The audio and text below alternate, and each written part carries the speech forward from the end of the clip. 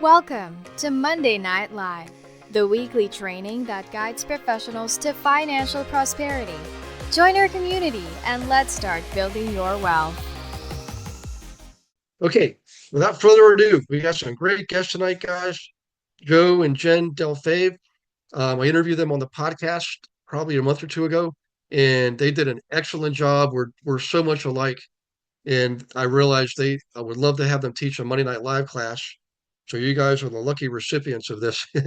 So take notes. And Jenn and Joe, if you want to unmute yourself, feel free to go ahead and do that. Hello, hello. Hey, Gary. Nice Hey, to see you. Good to see you again. Happy New Year, everybody. Happy New Year. And You I'm going to got a big crowd here tonight. it'll get bigger. People keep it's real estate. So real estate 7 p.m. Eastern can mean anything from 7 p.m. Eastern to 7:30 Eastern. Well, good. But, Well, but it's usually for a good reason because they're usually with clients and trying to keep deals together and things like that. Yeah. We know. So I just promoted you to co-host. Do you guys, if you need to share anything, if you have something you want to share, like on your screen, you'll be able to do that. And for Q&A, everybody, if you could please use the chat box for your questions. And then do you guys want me to monitor those for you? You'll be able to see them as co-host. You'll be able to see the chats coming in. I can help you there. But do you prefer to take questions in intervals or just throughout the presentation? What's your preference typically?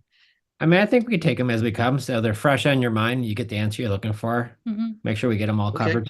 Yeah, we're just gonna keep it really simple. Kind of cover what creative finance is, give a couple deal breakdowns, and I'm sure questions will come as we're kind of going through what we've done in the last few years.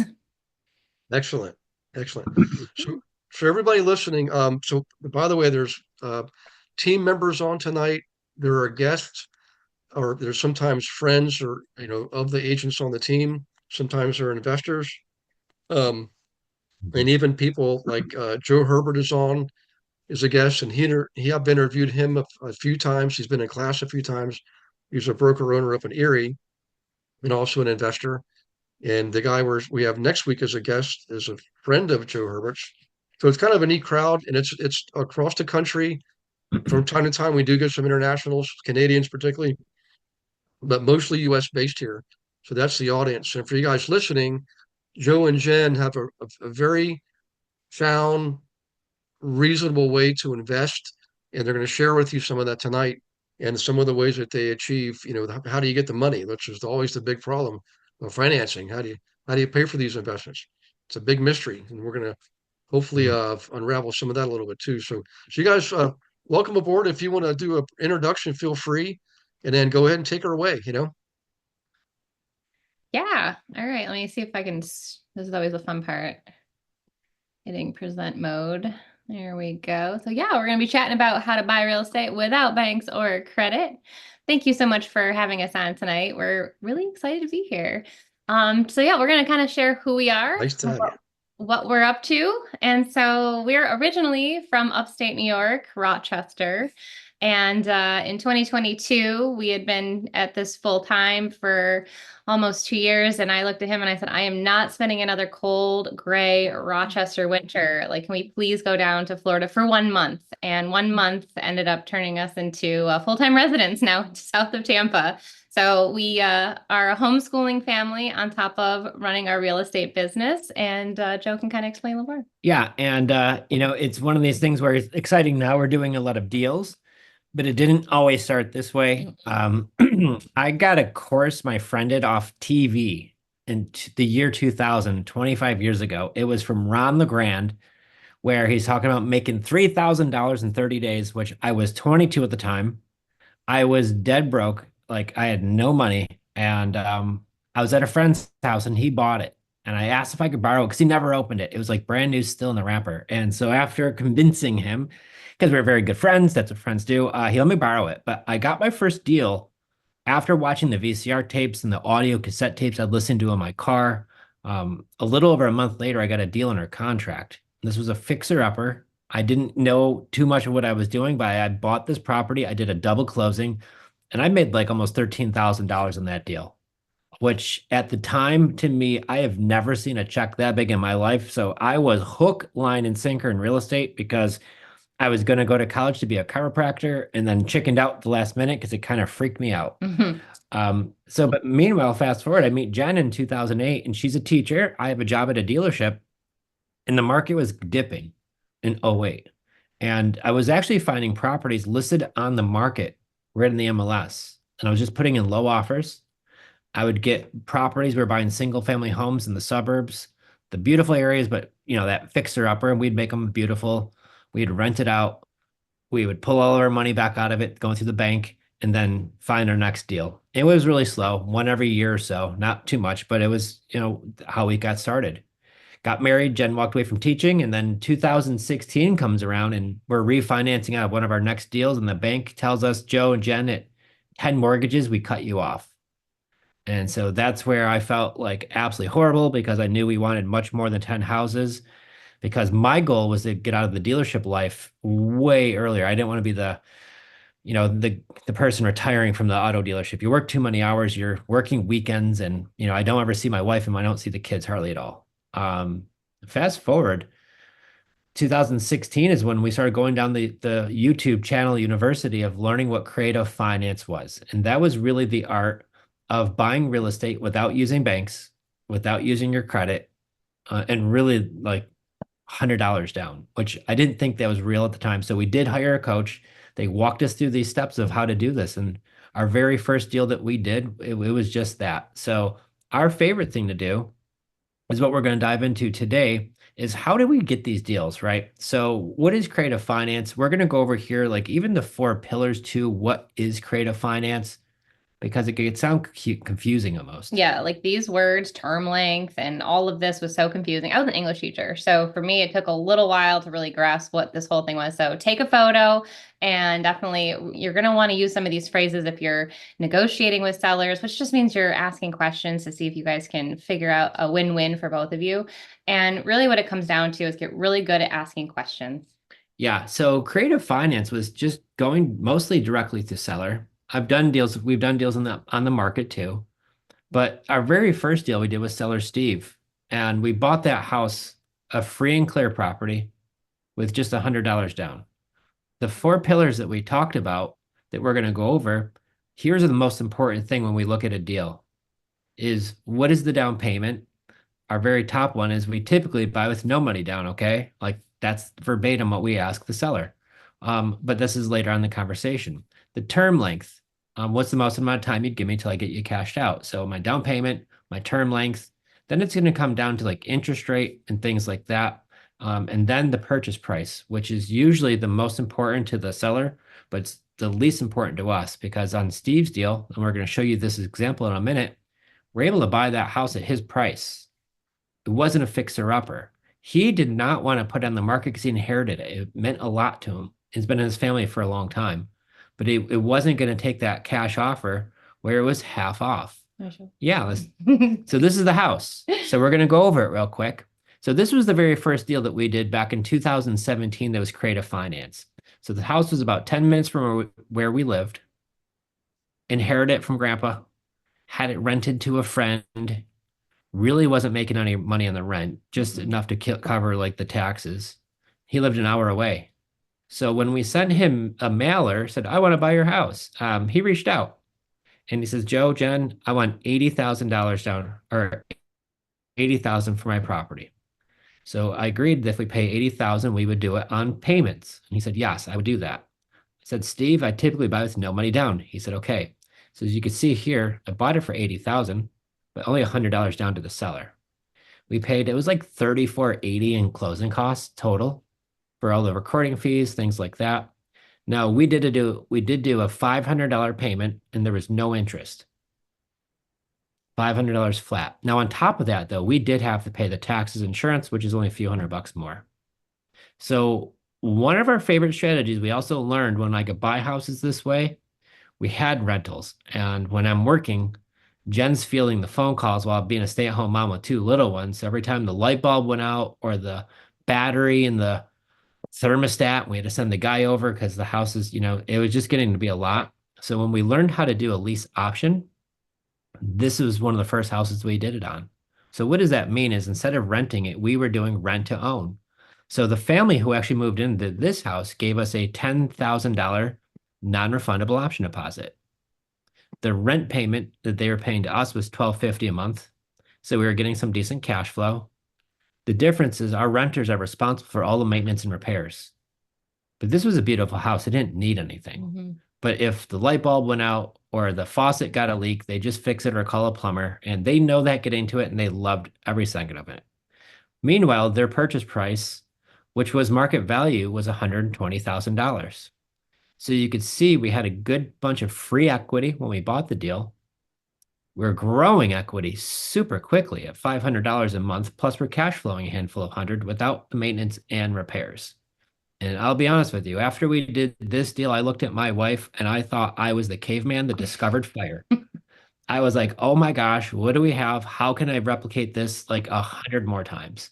And so this has been our journey of how can we do this? And now our seller, Steve, was thrilled because everybody else he was going to talk to was going to offer him less for the house because they were all cash buyers, right? So, the fact that we could pay his price, he was thrilled with it. And he knew that it was getting turned over to us and what our plan was. And he loved the fact that we're going to work with a renter who's going to plan on owning it. And then it did take them a little bit longer, but these folks ended up buying this house. And we turned a renter into a homeowner, which was wonderful. Yeah, so seller finance, it was totally free and clear. We didn't have to pay a bank or have a bank involved at all. I literally was mailing him checks back then. And then we were able to eventually cash him out, which is really awesome.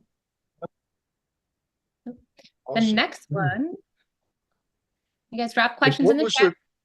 Yeah. What was the time frame on that? Like from the time you bought it to the time you sold it? I don't know if So we bought that in 2017, and I think we ended up selling to our renters around the 200 or 2021 because it was during COVID. Yeah, I think it was the beginning of 21. Yeah, probably the beginning of 21 when they finally bought it. So it took them some time to finally qualify.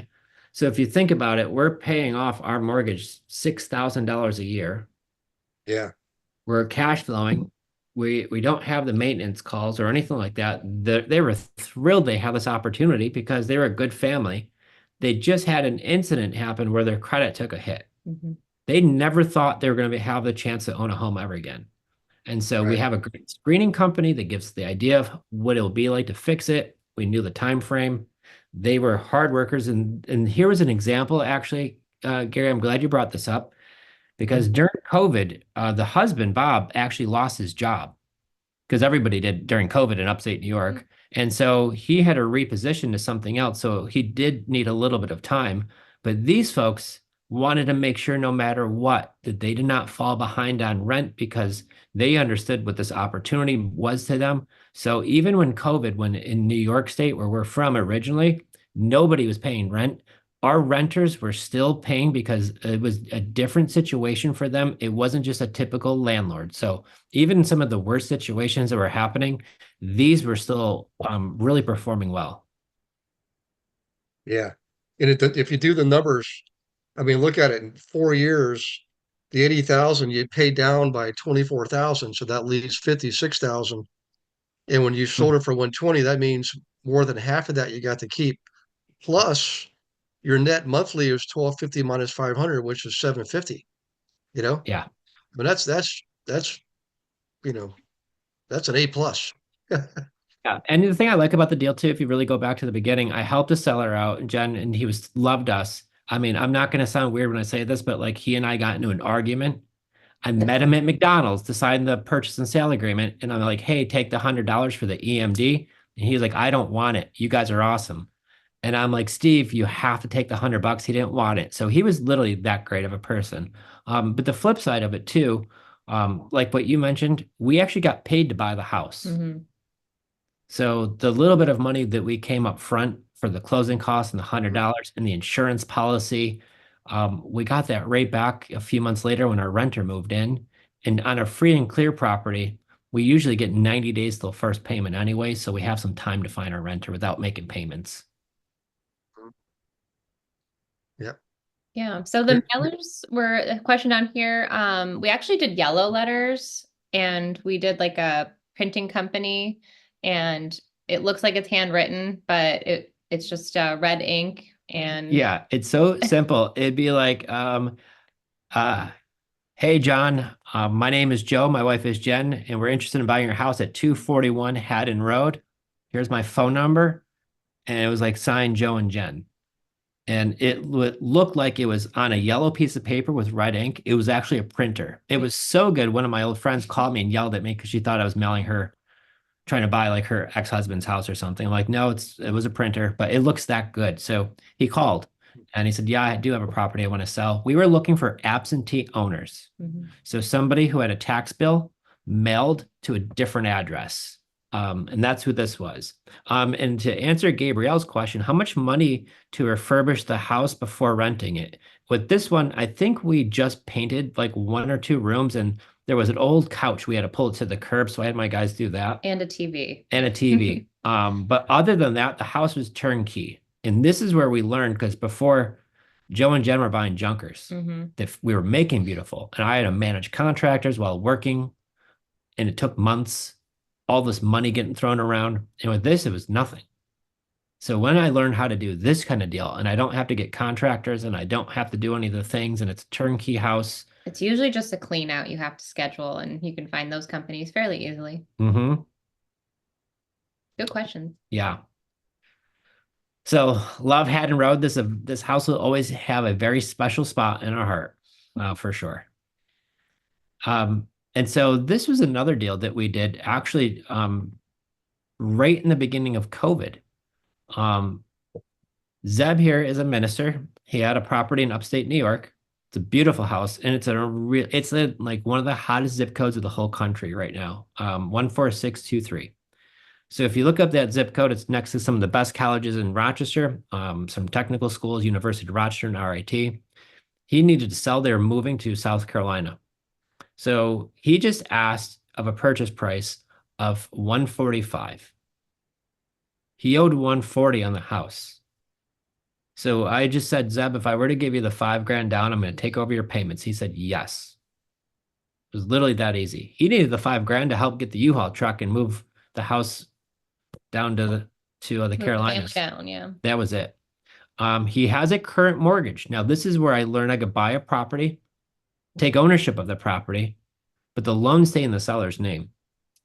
And the reason why we did this was because Zeb's got an interest rate somewhere in the 3s. And that payment is including taxes and insurance and everything included. And it's an area that's appreciating. It's red hot.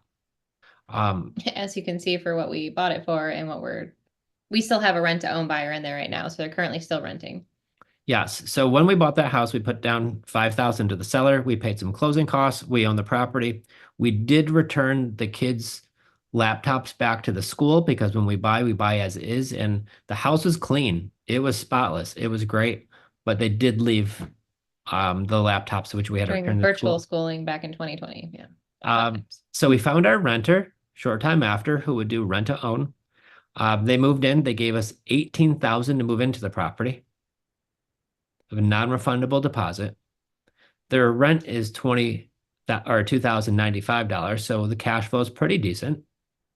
And their purchase price is $230. And when their lease goes up, we just adjust it to market value. So if they don't buy it at the end of the year, they know we're not going to throw them out.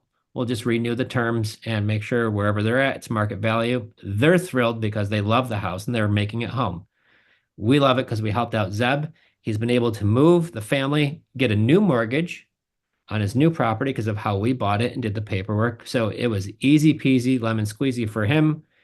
He just wanted to pack the truck up and go and sell it as is. And I still am talking to Zeb usually a handful of times a year, and he's a great person. And he just got another house. He just got another house. Yep.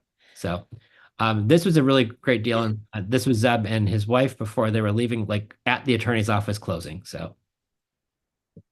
Okay. Yeah, Bonetta's got her hand. Bonetta, if you have a question, go ahead. If you want to unmute yourself. Hi, how are you? Good. Hi, how are you? Thank you for this. This is very interesting. You make me Yeah. want to go and find some houses to buy so I can, people are always asking about rent a loan, and I'm always discouraging them from doing that. but that's because they would be doing it with other people. But if I did it, this could be really interesting. Yeah, Want I to know agree. how you determine what the how do you determine the non-refundable deposit? How do you determine how much they can put by? Yeah. Great question. So, that's actually based on their personal savings and budget. So I always ask the question, A, are you looking for rent to own? B, does the monthly rent fit your budget? And then if it is a good fit, what's the most you could put down for a new home? And some people only have a few $100s. But here's the interesting fact. It's like 18% of the population can qualify for a mortgage, which means 82% can't. And out of that 82%, there's a whole bunch of them that have money, but for some reason or not, they just can't qualify for a mortgage. They could be self-employed. I just had one recently in upstate New York. She just went through a divorce and they just got behind on stuff. But after the divorce, they sold the house, paid off all of the debt. She had no debt, really good income. Her credit score is low, but she had 30,000 to move in. So I always ask the renters who are reaching out to me by seeing my advertisements, what's the most you have? Now, to kind of narrow that down, minimum, I'm looking for about 10% of the purchase price, because once they do buy the house, that's going to go towards the purchase. And, you got to do your so many fees and things like that, and the 3.5% down or 5% down, and all the things that go against it. So it just shows as a line item in the HUD statement. I don't have to show the money at closing or do anything like that. Just show the copy of the check and they'll put it right on the HUD statements. It's pretty easy that way. Do you determine how long they're going to pay it off? Or you just kind of work with them until they can completely pay it off? Well, they're going to move in and rent. So how long will No, they rent for? pay it off, pay it off completely. So that means they're going to qualify for a mortgage at one point, and then that's when it gets paid off. So they're not paying down principal because they're just renting. So they move into their future home now. Mhm. They're able to secure it and rent it until they're able to purchase it later on. So Got you. Okay, just like a regular rich. Oh, okay. yeah, And then the last question. Mhm. Shoot, what is my one last question? Oh, so you got the non-refundable 18,000. Do you use that to pay back to the seller right away, or do you hold on to the cash? Well, we just took it over for what the seller owes, so he doesn't have any equity in the deal. He got his $5,000, which was his spread, because we bought it for 145 and he owed the bank 140. So that's our money. Okay, And with that money, we reinvest that into buying more deals that I could buy with $5,000 down. okay, all right. Great This is good. questions. Thank you very much. Yeah, Absolutely. and I also want to highlight part of your question too, like the time they're going to take to rent. That's where when we're buying the property, we really try to have a long-term length. So for the Zeb's deal, we have the length of the loan. So there's no rush. There's no panic of trying to get these people qualified. I really want them to be able to rent as long as they're paying on time. We let them stay and rent for as long as they need to. We'll adjust prices accordingly, but that's really one thing I love. I see rent to own done all sorts of ways, but we've helped, I believe, 6 families at this point become homeowners, and I just really truly believe in doing this the right way.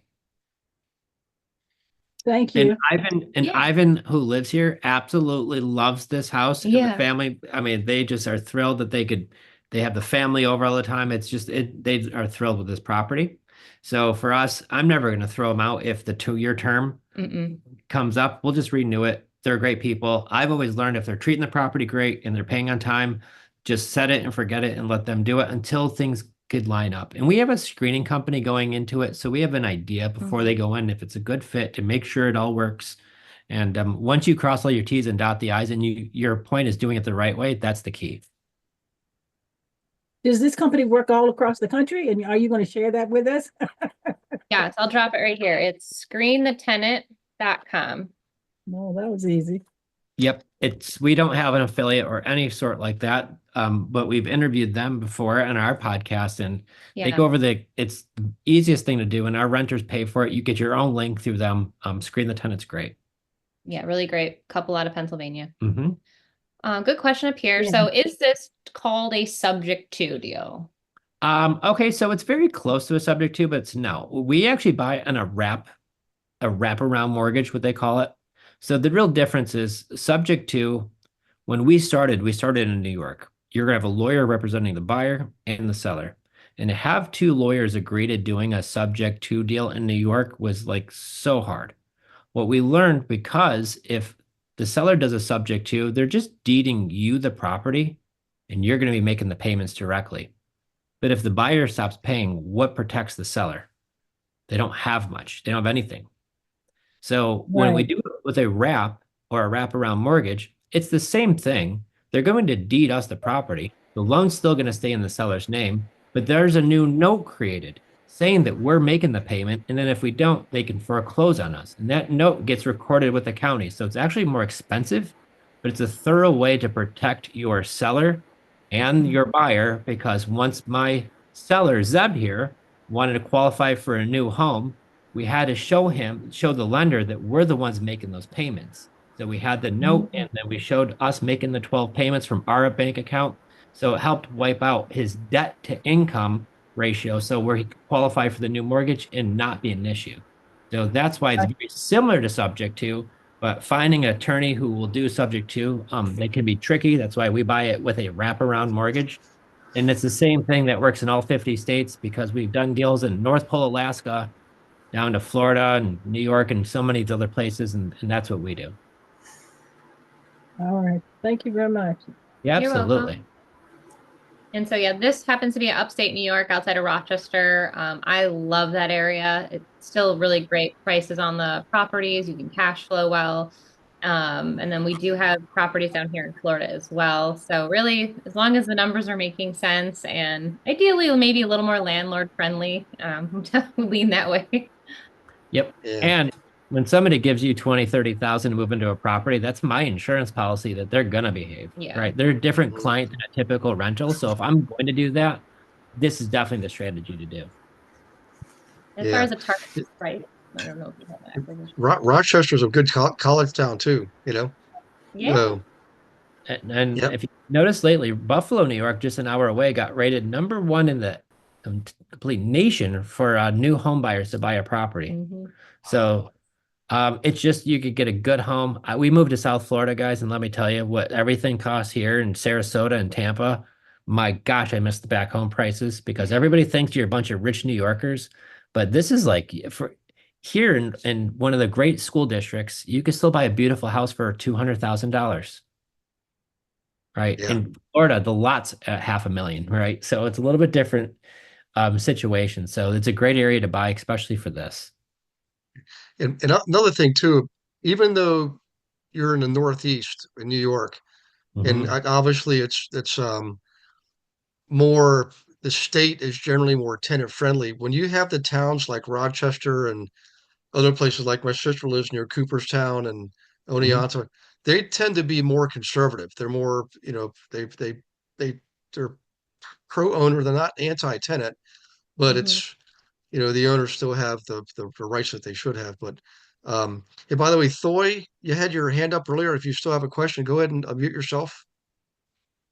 You can ask They the question. answered it. They answered it with the wraparound Oh, good. mortgage. Thank you. Thank you. You're very welcome. Okay, awesome. What is our target price for acquisition? I don't really have a target price. I used to, and then I moved to Florida. So now down here, I'm dealing with $500,000 to $1 million properties pretty consistently. There's a few that I'm looking at in the $300,000-$400,000 range in Florida. One has a 2.25 interest rate in Brooksville, Florida, just north of Tampa. And this is an area that's going to be booming as Tampa continues to grow north, because you can't go any farther west because there's the Gulf there. So people are moving more north along the coastline, but not too far close. And the seller needs to move. The seller just needs $20,000. Beautiful house, beautiful neighborhood. They have a 2.25 interest rate, which to me, with the way the market is right now, that is like free money. So those are the deals that we're really looking for now. And the good news is 67% of people who have a mortgage have an interest rate under 4%. So there's still a lot of 2% and 3% rates out there galore. And if rates were 2% right now, the market would be on fire. And the only reason why it's not is because rates are 7%, but the deals are still out there. We're still finding deals that we're closing at 2%. So for us, our business is still on fire. It hasn't slowed one bit. Yeah. Hey, something else I want to point out too. Now you're selling on a lease option, which I agree with 100% because lease option is more um, favorable to the seller. You have more rights, whereas a rent to own, the tenant, because of rent to own, technically some of the rent goes towards the purchase price. Um, the tenant, if the tenant defaults, the owner has to foreclose. They can't do an eviction because they have equitable interest in a property. Yep. But so when you're buying, are you buying on rent to own terms? It sounds like you are, right? You're selling on lease option. No, we buy it with a seller finance or I buy it with a wrap mortgage. And then when That's right. Yeah. we rent it with a lease option. And you're right. One of the keys is we never give a rent credit to the renter in the property Yep. because the minute you do, you're giving them equitable interests.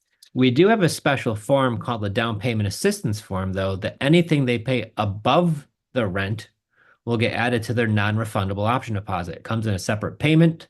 It's a separate thing. So it's completely separate. And that's what we do there. But if the rent in that area goes for $2,000 a month, I'm renting it to you for $2,000 a month. That's what it is. Yep. And it's very drawn out that if anybody asks for a credit, I say no, but the good news is anything you pay above 2,000 will come in a separate payment, but they'll get added to your non-refundable deposit. So over time it can grow. Yeah. Yeah. So you guys listen here. What Jen and Joe just described, they found a property with a 2.25 or 2.75 interest rate. This one I think was a 3.38 or something. The next Yeah. one's Yeah, the next Yeah. one we're getting to that one next. Yeah. So they found that. They also found out the owner just needs 20,000, so they probably have low equity. Who here, the first person to raise their hand or say, I know the answer, it gives the answer. Next time I see you, I'm gonna buy you dinner. What system do we have available to us that we use right now where you can see what Really the interest flow. rate is on the current? Bingo. Was that Rob Perot? My hand No, was, it's me. Yeah. PF, listen, APF. my hand was up. Yeah, that's right. But now your hand was always up. Yeah. Well, I had put it down, but I had a question about that last thing he There said. you go. So I wait for you to Yeah. call again because my hand was back up again. Yeah. I think he owes So- you both dinner. Something he Yeah. said. Well, Something, let's keep going. And Jen and Joe, I mean, I am so glad you guys, I had you on the podcast because I remember I told you this class is going to be very interactive, engaged for you. I mean, You we've weren't worked, lying. This is fantastic. it's Well, awesome. yeah, Yeah. Yeah, great. I got a question, Gary. Before we move on, I got a question Okay. about he said Yeah. that they pay over that it goes to his non-refundable. Option deposit. I thought they already paid that up front. So how does it go to their non-refundable if they've already paid that up front? Yep. So that's a great question. So these folks gave us 18,000 to move in on this situation. But for an example, if the rent's $21.95 and they pay $2,500, the extra $405 will come in a separate check every month or a separate electronic check is how we do it. And every single month that comes in, that will get added to the 18,000 every month. So what I'm going to do is the greatest thing, it's all electronically. So if they were there for 2 years and I show 24 payments of 405, when it comes time to closing, I just show that to the mortgage person that we've collected this much money and it's been 405 for 24 payments plus the 18,000. Here's the check from that. We add those two things up. So when they're ready to buy, they might have $30,000 down or 25 or whatever the number is. So when they go to purchase the property, that goes towards the purchase. And ideally, when you have to come up with the first year of taxes, closing costs, attorney fees, 3.5% or 5% down, you generally need probably about 10% down, if not more total to buy a property. So what I don't want to do is put somebody in a bad position where I only get a few bucks down and then they say, I fixed my credit, but they don't have enough to buy the property. So the best news is the more amount they could put down when it comes time to qualifying, the better that is for everybody. So we always want to make sure that it's a good fit with them giving some money. And plus now it gives them the money or ability to save a little money every month too, which it's nice. Okay, I'm a little confused. Is this down payment option towards their closing costs and stuff at the end? I thought this is what I got. It is, but it goes towards the purchase. Oh, okay. That's the missing piece for me. Got it. All Yep. right. Yeah, and I don't need the money. I know this was confusing to It me. took me forever to really, until we actually went through the first one, I think, because I was like, well, where's the money, right? We need to bring the money to closing. No, you just have to write it on the HUD statement or whatever it is, Yeah, it's the in the HUD. line. It's a line item. So show your house purchases this much money's been down. Here's all of the fees, and this is the amount to be financed, and that's how exactly what it goes. So it So just comes off the purchase price. yeah, Mhm. it Okay, goes towards the purchase. Well, off the purchase price. goes towards the purchase. I misspoke. Sorry. I'm off, or does it go towards? The price will never change. Yeah, So the price is the price. They'll go just towards the purchase and cover all the fees and all of that to get it into it. got you. All right. Mhm. Okay, thanks. Great questions. I'm going to go over one of my favorite deals. This is 269 Nunda Boulevard in Rochester. So if you Google this house, Google 269 Nunda Boulevard in Rochester. It's Nunda. You could look up right on Zillow. It's all on there. And this seller reached out to us. This is a beautiful house. It's a beautiful neighborhood. It's 2,800 square feet. Plus, it's got a finished attic and basement. So it's probably closer to 5,000 square feet. The mayor of the city lives on the same street, and really, really ritzy neighborhood part. And the seller wanted to sell it because he was running an Airbnb out of the house. And the neighbors were all giving him grief about it. So he just wanted to sell this thing quickly, wanted a fast, easy sale. So he actually reached out to me, said, Joe, I know you guys do deals and rent to own and all this. I want to sell my house. It's an Airbnb. I'm done with the listings. I need it sold like yesterday. He said, I'm paying $1,700 a month and I'm paying utilities and I don't have any more bookings and I can't keep swinging this payment. I needed it gone. So I go take a look at the house. I am telling you guys, it is gorgeous. If you go on Zillow, please do. All of the pictures are still up. Those are the pictures we got from him. That's exactly what it looked like when I walked through it and took some of these pictures. He asked for 290. I told him I would do it for 290. I told him I'd buy with $100 down. He said, sure. Paid a little over 5,000 in closing costs. I think it was like $5,100. The payment, including taxes and insurance, was $1,712 a month. He had a 2.75 interest rate on his existing mortgage. Now, when I bought it for 290, he only owed 230 on it. The seller had $60,000 of equity, but as you can see, I didn't give him any of that. I only gave him $100 down because the seller didn't need his equity. He needed the debt relief of the payment getting off his back, and he needed to get it sold quickly. So when I told him that I will buy it, I'm going to take over his mortgage. I'm going to do rent to own. I don't know when I'm going to get it cashed out. He gave me to the rest of his loan, which is about 28 more years. So the seller, I know a lot of times we think, oh, they have all this equity. They're going to want it up front, or I have to pay it to him different. Nope. All we did is to let him know he's got 60,000 of equity. When my renter buys, that's when I'll give you that. He didn't care. He was thrilled because he had it sold. So I buy it with $100 out of pocket, 5,000 in closing costs. My renter moved in. They gave me 24,000 to move in. Their rent was 3,000 a month. We were cash flowing really, really nicely on this property. Their purchase price was 400,000 for the property. Guys, we didn't do anything to it.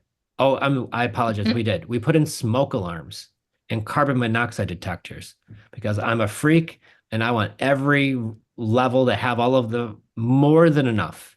So when we found these renters, we just put it on Zillow and Facebook Marketplace, rent to own, all credit accepted, no banks to move in today. People will start messaging you like crazy. It is intense. Once our renters moved in, they were there for a short time, little over probably close to 2 years. They did qualify for a mortgage.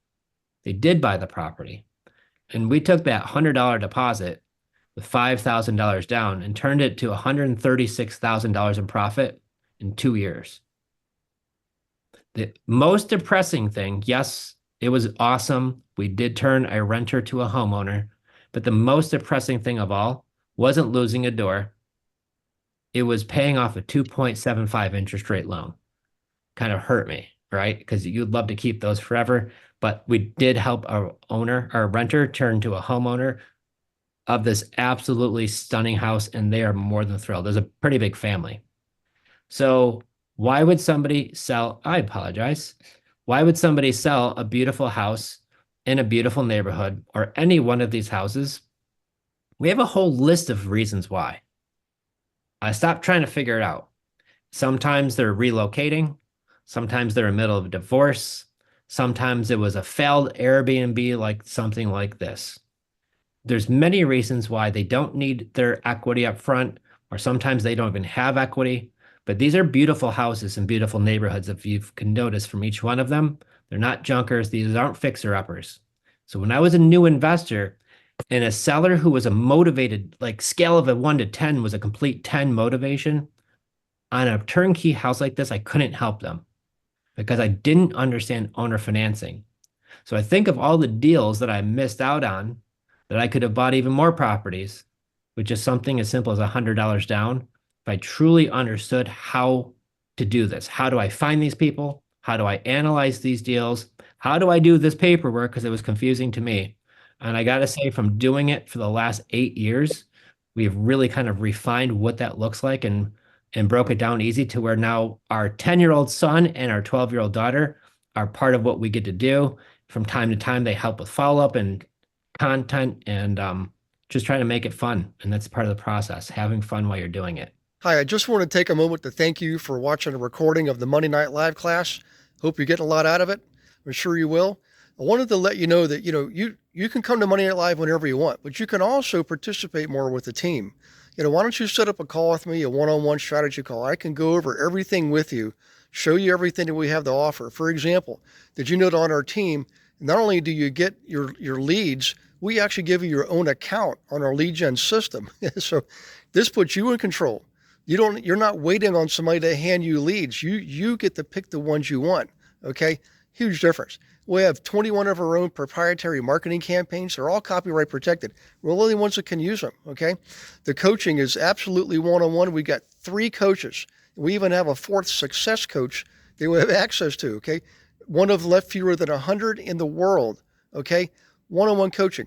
Right now the big problem is volume. We need more transactions. We need more inventory. I get it. Well, we know how to get it. Our team actually outproduces the national average by more than 2 to 1. So if you're struggling, don't do that anymore. If you're a solo agent, if you're a team, let's just talk. Smart entrepreneurs are always open to discussion. Learn what we have to offer, and then you can make an informed decision about staying where you are or moving on. You got to decide, if you're not where you want to be, you've got to take action to get where you want to be. Let's see how we can help you do that. I look forward to talking to you. Click on the link, set up a call. And by the way, I'll see you on the next Monday Night Live. So this is our last demonstration, then we're going to get to some Q&A. But this young lady, I actually got this deal sent to me. This is in Baltimore, Maryland. It is a 3-unit apartment building. So it does work on multifamily. And I had an investor that we met at a meetup in Tampa write on his Instagram. He writes that investors, this is not a deal. Seller owes too much. There's nothing we could do. Not a wholesale deal. Not a wholesale deal. So Jenn reaches out and said, hey, have you talked to the seller about creative finance? He says, no, I don't know enough about it. So my wife was the connector. She put myself on the phone with Cody, who was the investor. And what we found out was there's a nice young lady. This was her first investment property. And she had 3 units here. It was currently renting for $4,000 total for all 3 units combined. The challenge was she lost her job. She was collecting the rent and she wasn't paying the mortgage. She was taking that money and paying her living expenses. So she got behind $18,000. So she's going to lose the house to the bank. She talked to her friend about listing the property. And they said that she didn't have any equity because she just bought it. And so she was going to be losing this property. She was freaking out. So she's reaching out to all the cash buyers, but she still owed about $230,000 on it. And it wasn't selling. So, because all the cash buyers were offering her much less. So then after I started looking at the deal, she had a 2.8 interest rate. Her payment all in was $1,980 per month. So this is where we realized, A, we could save this lady's credit, We were able to buy it, take care of the $18,000 in back payments, cover the closing costs and fees, even give her a few $1,000s to help get her life back in order, close on the property, and it's already turnkey and it's already renting and cash flowing $2,000 a month. So looking at this deal where everybody else was throwing this one in the garbage and not doing anything about it, there was really nobody could help her. What we did was actually Cody's friend, who is a pretty big investor in the area, has been dying to find properties, but he couldn't find any that cash flow like this. So I didn't even end up buying this. Cody didn't buy it. His investor friend bought it. His investor friend gave us a $20,000 finder's fee for the deal, which we split with Cody. So for just helping out this seller, she's able to put some money in her pocket. Now the new owner, he has a 2.8 rate. It's rented. He's cash flowing. So he got an amazing deal and he's thrilled because he picked up a 3-unit in the neighborhood. He's already got a bunch of rentals. Seller's credit is getting fixed just by them making the payments on time. So from being 9 payments behind to now being current and paid every time, that helps your credit. So credit's being fixed. She made some money in her pocket, cover all the closing costs, bought it and saved the day. So these opportunities are just sitting under our nose in every city in the whole country right now. So this is just a prime example of, yes, it does work on single family homes. It does work on condos. It does work on even multifamily. One of our clients did a car wash with seller financing where this owner in Pennsylvania wanted to sell the car wash and he was open to doing it on seller financing. So it could even work with small businesses and things like that too. So once we found out that there is this way of what they call creative finance, and that's really just getting much better deals than you could by going to the bank, no credit checks, no having to come up with your W-2s. You don't have to run the mile in under 6 minutes or give your firstborn in order to get a deal. You just have to have the seller and you agree on the terms and find an attorney or title company that knows what they're doing to close it the right way. And just like that, you get on some property. Awesome. I just shared our Instagram. Yeah. We love to share daily. Was that right in the city of Baltimore? Or was it? You know what? To be honest with you, I've never been there because we do it all virtually. I'm not Gary, sure. I know it was in Baltimore. I had a Baltimore address. I knew the investor in the area loved the area, loved the property, because I've found some of these seller financing where the seller says yes to a deal. One in Baltimore in particular, place was gorgeous, but everybody I said to says you don't want to be on that side of Baltimore. This property here was in the part where everybody really liked. So somewhere in Baltimore, I'm just not exactly sure where. But that one, when we got the deal under contract, it was 2 minutes and everybody was going crazy for it. So I knew it was a pretty good deal. Yeah. We love to Awesome. share a lot. So there's our Instagram. That's one of the easiest ways to follow, see more about this, get to see what we're up to. Because We have deals available sometimes. Mhm. Oh, Good question, guys. yeah. Me, yes. Yeah. Oh, I didn't know if you Yeah, could hear go me. ahead, Rob. Yeah, I've seen stories like this or strategy like this, and it's Mhm. not that I don't believe in it, because I mean it happens. It's possible people are doing it. It just seems so strange that, I mean, like the house on Nunda, right? Whatever the sentence was, you said you followed it by saying the guy gave you the rest of his mortgage as a time frame to settle that, so it was like 28 years. Yep. So am I just missing something there, that in that 28 years, his DTI is tied to that house, but is he able to still go do things in his own life and then show that he's transferred the house to you if the mortgage is still in his name or whatever's going on? But it just seemed that would be cumbersome to him. I can't say that who would do that if he did do it, but his motivation was to get out from under that $1,700. But it just seems so crazy. It's like with very little effort, you guys were able to spin it, bang, get $3,000 or $4,000 on rent, and then why didn't he do that? And then why did he? What's the motivation for him to do that, to get out from under $1,700, but leave his debt, his DTI consumed for the next potentially 28 years? You understand what I'm saying? Yeah, I do. And you brought up some really good points. So part of the key is to success for us, the buyer and the seller, is in the small details. And part of what we were kind of mentioning a little bit about earlier, when we bought this property, we bought it from Francisco, as his name is the seller. We bought that with a wrap mortgage, which means that there's a new note created that gets recorded with the county. Inside of that note, it shows that we make the payments. So what's happening is when any one of our sellers are going to get a new mortgage, what we need to do is show the closing docs, because I've helped this before. So it helps wipe out their DTI, the closing docs, the note that we created, and then we usually just show them our bank account is the one making the payments.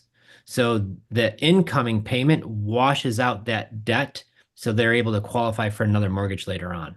And that's why we do it with a wrap mortgage, because the new note created, versus subject to, because there's no note created with subject to. You're just deeding them the property. So there are some differences. And I know people say subject to, sub to, they're similar, but they're not the same. There are that difference. And that being one of the biggest differences, that note created, which now helps wipe out DTI, which also too, your sellers are going to call you. They're going to say, I need to get a car loan, and they're going to say, this is stopping me, or I need to get another mortgage. And, they're going to call about this. And I tell them, when that happens, call me. I've got all my documents.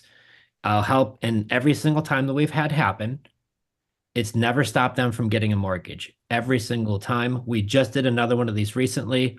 I bought a gentleman's house here in Florida, in Lakeland, turnkey house, $2,000 down. He moved back to the state of Washington. He wanted to buy a house that he was renting. The landlord would sell it to him. I talked to his mortgage guy. I sent him the 12 payments. I sent them the note. And John Ritchie's his name, sent me a message on New Year's Eve saying congratulations and thank you so much. He got his new house and closed on it. Yeah. Yeah. Oh, I think we were having fun. That's amazing. I think I might have missed. I don't know if you said it. I didn't process it or hear it or something with the wrap mortgage. So that clears up that specific question. And you guys are in Tampa, Florida, you said? We're closer to Sarasota right now, but yeah. So we decided it's just sunny, and we did the reverse snowbird. So we live here, but we'll go back up North Lake in the summer. But for the rest of the year, we live here because I'm afraid of the cold now. Yeah, I was living in Madeira Beach until the hurricane put me further inland. I'm just north of Tampa now, but I see lunch in our future, guys. I'm telling you, this is. I've got to give you a heads up and meet with you if it's worth your time. Shoot us an Instagram comment or message, or let's connect for sure. We host meetups in Tampa. We love to connect. So if you're in Tampa, the one deal is in Brooksville, and the other one, is it Hollywood or Beverly Hills? Beverly Hills. There's two of them up there right now, deals that we're working on. They have 2-something rates on them, both of them. Wow. Yeah, I'm actually in Wesley Chapel, so I'm about halfway between Tampa and Brooksville. Yeah. We're right in Bradenton, close to Anna Maria. Mm-hmm. Right. Very familiar. Okay. Well, thank you very much. Yeah, pleasure. And Rob, we've got a really great title company here, Advantage in Lakeland, who is for doing these deals, crossing the T's, dotting the I's, doing it the right way. I heavily vet them. And Denise and her daughter, Brittany, are complete rock stars. So when you do these deals, if you find any in Florida, I can connect you with them. They're wonderful. They're the best to work with here. And we've got, title companies and attorneys all around the country, but in Florida, they're some of the best.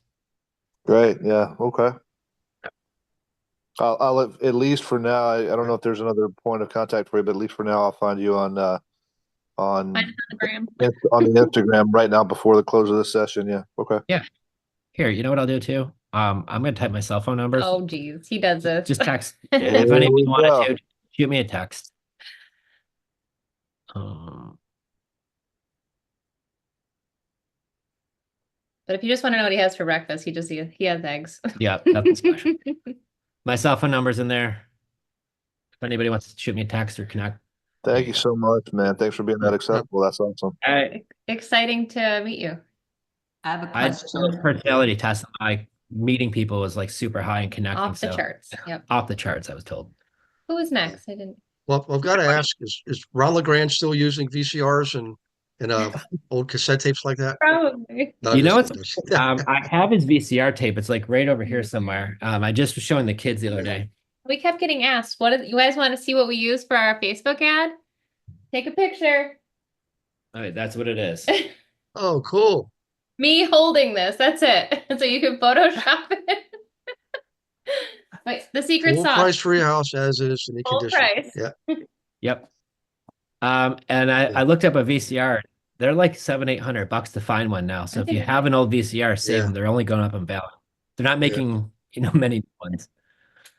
Well, I met him I wanted 2012 and I joined his private mastermind group in 2014. And so I got to go, have lunch with him, and his office was an old bank building that he bought. The bank had gone under, and he bought the bank building. And he's an interesting guy. But the thing is he learned from Carlton Sheets, who's another Floridian. He's since passed away. Yep. And so did Lou Brown. And I learned from Carlton Sheets. I was much younger than those guys were. I mean, they must be in their 60s now. I'm only in my 40s, but I learned a lot from them, the stuff. And here's the kicker. The stuff that they were doing came out of the 50s. It's not like this is brand new stuff, guys. This is, it happened. And for Rob, I love Rob's question. Rob Perot, because I used to think the same thing. I was asking the question, it doesn't make sense. But the reality is, where we do these kind of deals all the time is in the commercial world. Commercial real estate, it's all creative purchasing. Very, very little traditional financing. It's all creative. A lot of owner financing, subject twos, wraparounds. I mean, there's so many things you can do. A rent participation mortgage.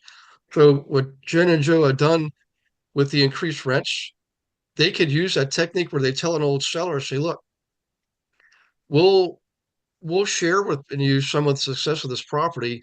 On any increase in rent, we'll share the increase with you 50-50 in lieu of some payments for something. Stuff like that just blows people away because they're thinking, like Rob said, why can't they do it? Why don't they do it? I don't know. They just don't know how to. They never thought of it. They never learned like Joe and Jen did. And that just comes down to the team motto, right? The very first thing is education, right education, plus right information, plus right action equals right results. People who are not educated in this particular subject will always add business for people like Joe and Jen who are educated in this business. So the bottom line is be educated. Go read Massive Passive Cash Flow Method, the 6th book. That chapter I've given away for creative purchasing techniques is all Carlton Sheet stuff. And I've given it away thousands of times. It's all there for you guys. You can do it and practice it. And go to the meetups. Rob, particularly, you're right in their area, man. Go to the meetups. You're going to learn from those other people, the other investors. You're going to meet all the contacts, attorneys, lenders, contractors. I mean, the list goes on, the benefits of it. So, yeah. Yep. True story. Yeah, we were just doing them last week in Tampa. We love doing them. Just your meeting, your networking, deal flows just come your way. How many times I'm finding a seller or a buyer or another investor who has one of these deals, but they can't wrap their head around it, and we're either able to help them or they just sell us the deal. I mean, I've had a lot of investors just, hey, give me $5,000 and you could take over this deal. And I'm like scratching my head, like, thank you. So all of the education that we put in is certainly paying a huge dividend. So, I mean, I think you hit it right in the head, Gary, is everything we do, nothing is terribly hard. It just takes some technique to learn for sure. Consistency. But I'm not a rocket scientist. I never went to college. Touching people as a chiropractor my whole life kind of freaked me out, but I guess I'm pretty good at buying houses. So there we go. Well, it seems some of it too is just simply putting yourself in the place or position to be able to touch and receive those deals, because my lifestyle choice, especially since COVID, has been terrible, where I'm not out there to be able to receive those deals. I'm a secret agent. I'm at home. I'm not talking to anybody. I'm not doing whatever. But if you're out in the field and working those deals and moving in those circles, things fall into your lap because you showed up. Would that be fair to say? Add some. I'm going to help everybody. So I knew we were going to be here tonight, so I have a give for everybody. But this is going to take all of 1 minute. So this next minute, if you want to take some notes and write this down, this will help you tremendously.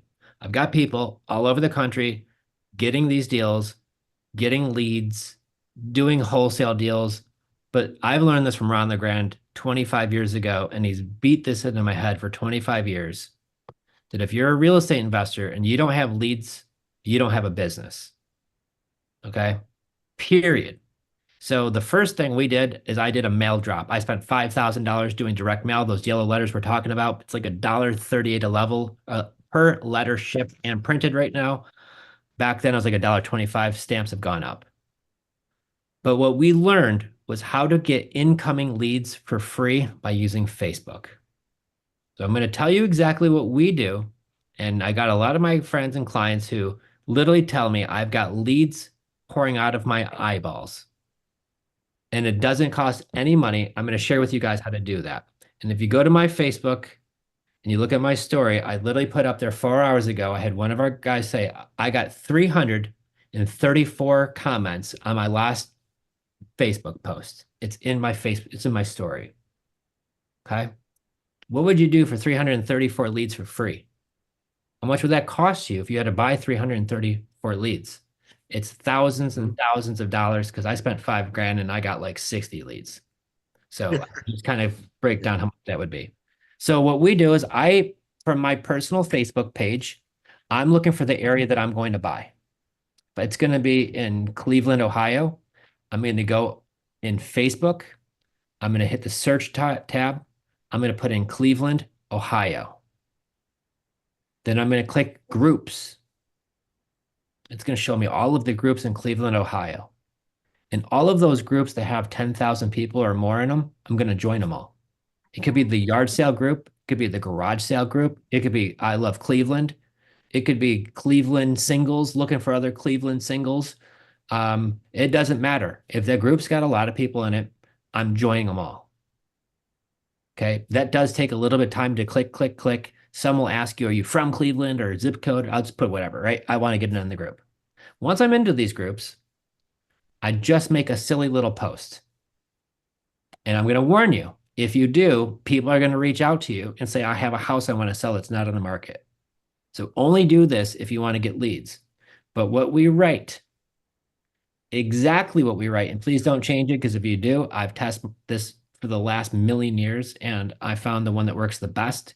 So instead of rewriting what works, just do what works and do it a bunch and you'll have leads. I write simply, does anyone have a house for sale that's not market ready? I'm looking to buy one in the next 2 to 3 weeks. Let me say that again. Does anybody have a house for sale that's not market ready? I'm looking to buy one in the next 2 to 3 weeks.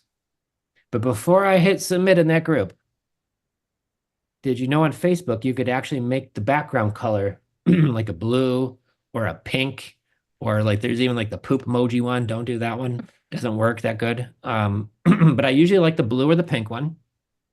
So it stands out when somebody's going through the group and I hit submit.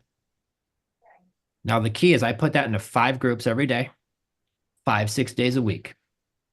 And if you put that into 25 to 30 groups in a week that have 10, 20, 30, 50,000 people in them, some of these groups have 100,000 people in them, you're in front of 1 million people a week for free. But that's not how Facebook works.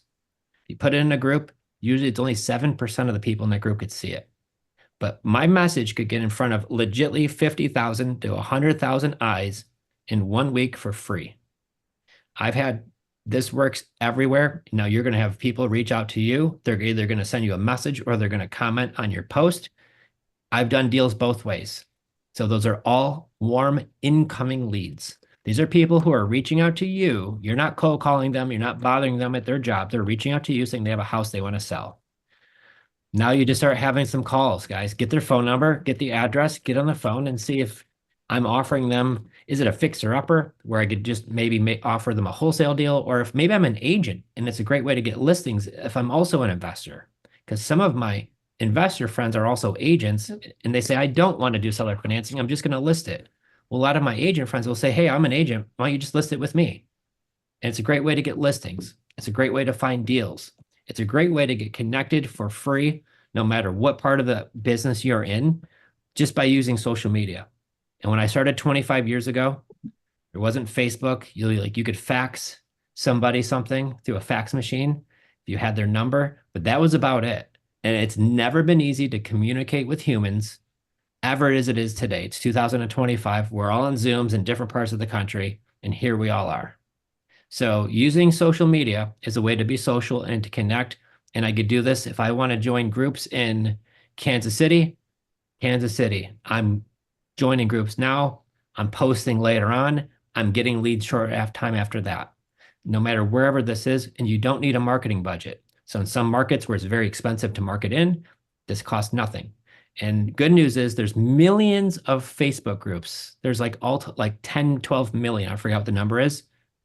So this is why I tell all of you what we do. Because as good as Joe and Jen are, I'm never going to touch all 12 million groups.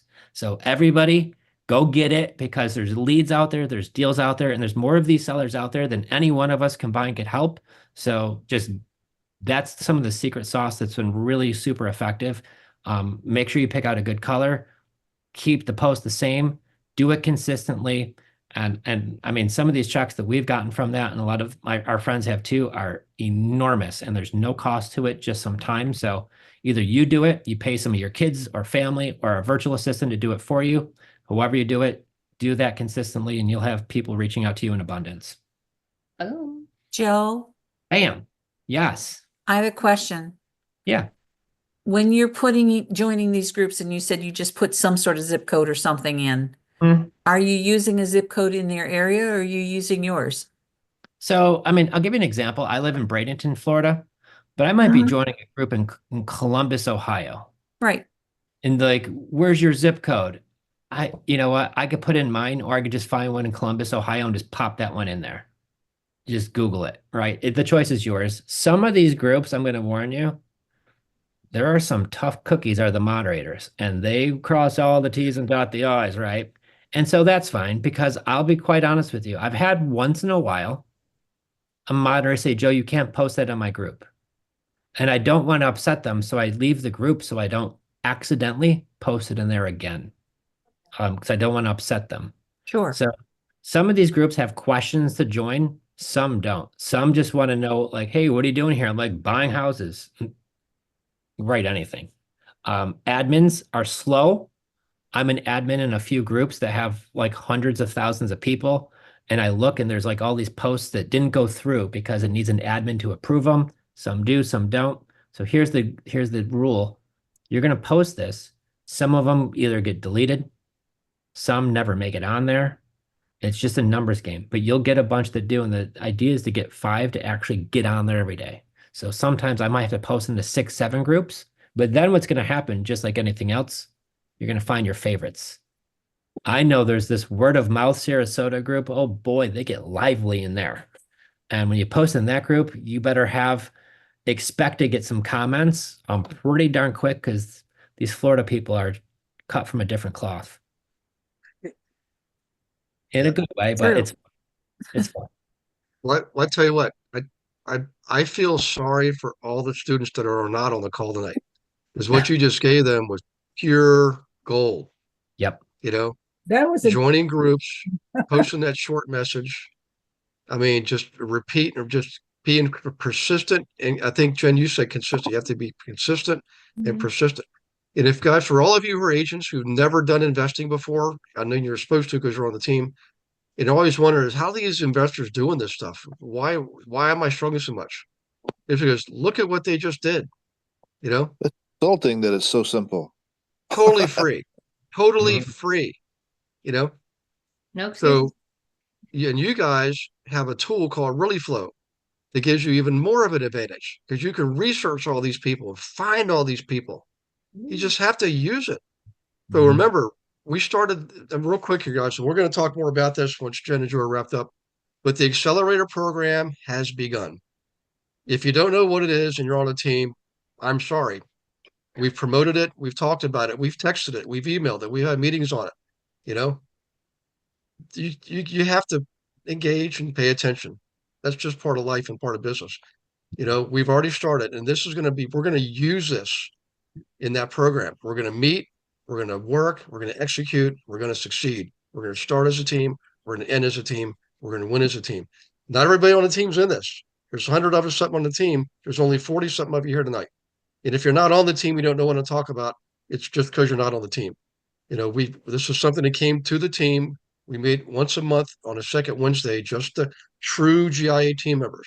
If you're a guest here or you're in the Silver Plus program, you get those benefits. You get really flow, and you get this because you're in class tonight, because it's part of being what you paid for. But when it comes to the coaching and the accountability and all that, that's for the team members. So if you have not paid attention to the accelerator program, remember, I paid for it already. Okay. You've got $18,000 of training and coaching right in your lap.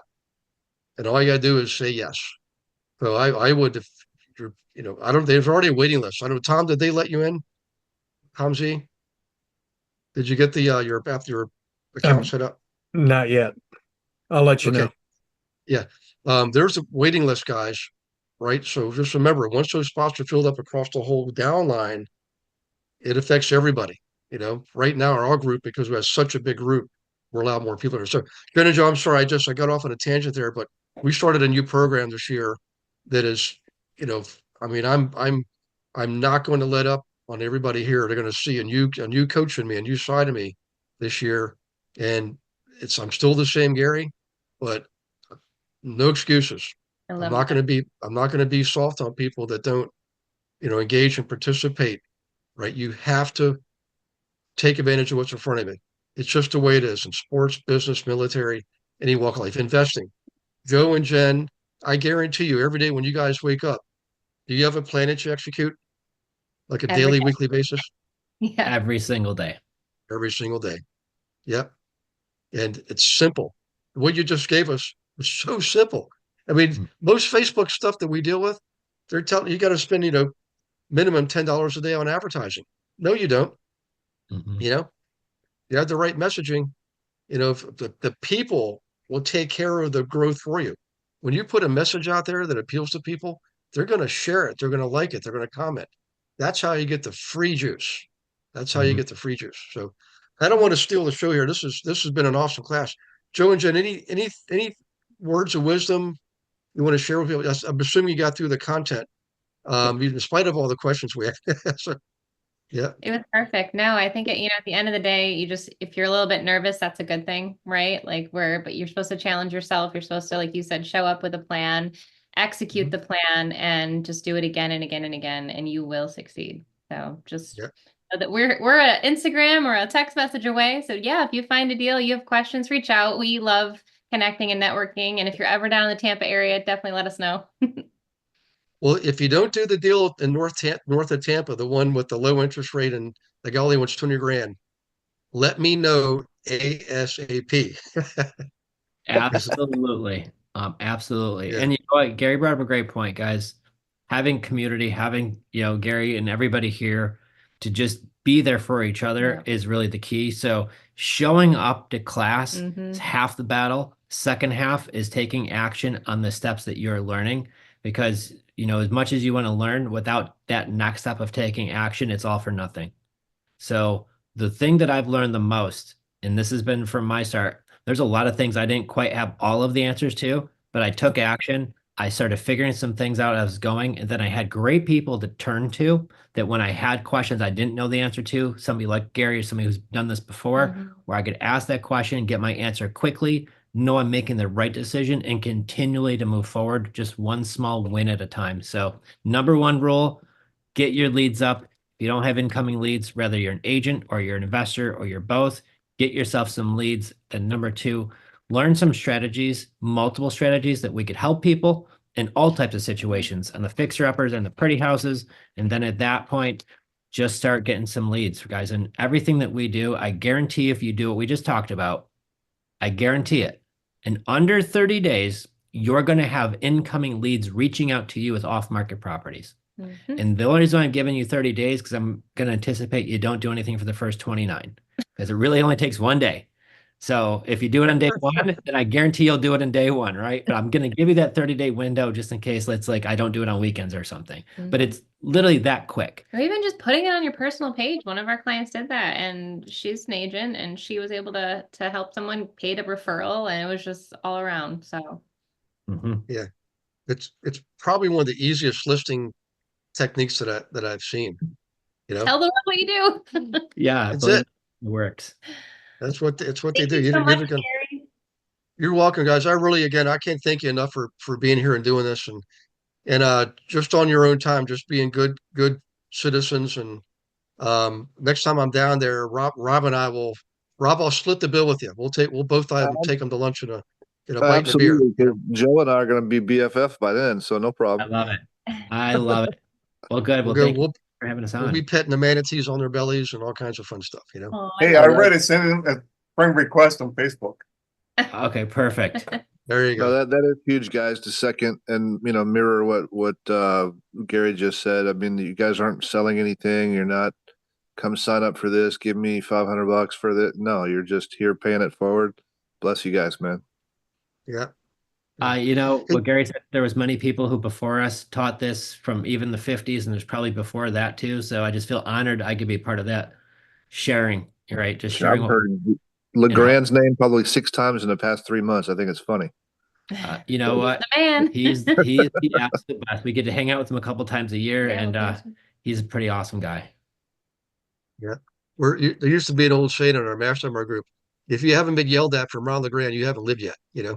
That's so true. You know.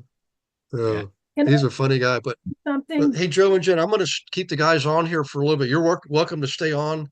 Wait, but if you guys wouldn't mind, there are a couple of hand raised. I got Sorry. a question. Yeah. Did I understand you to say that the background for the post on your page you use a pink or a blue? Did I understand that right? That is right. There's a lot of different color choices you can pick. From what I've noticed, the ones that stand out the most are either the blue or the pink ones. Those really seem to look pretty sharp from where I see a lot of people tend to really gravitate towards those.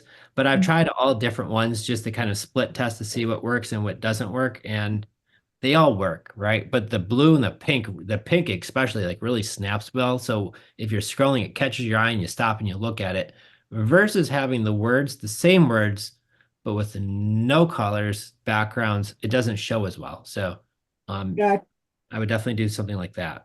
Does Facebook still take the text? As I've done things for like that before in marketing, where it'll take the text, it throws it up inside the color, makes it larger and bolder, right? Yeah. Yep. So it looks just like this right here. There you go. Exactly. Yeah. Okay.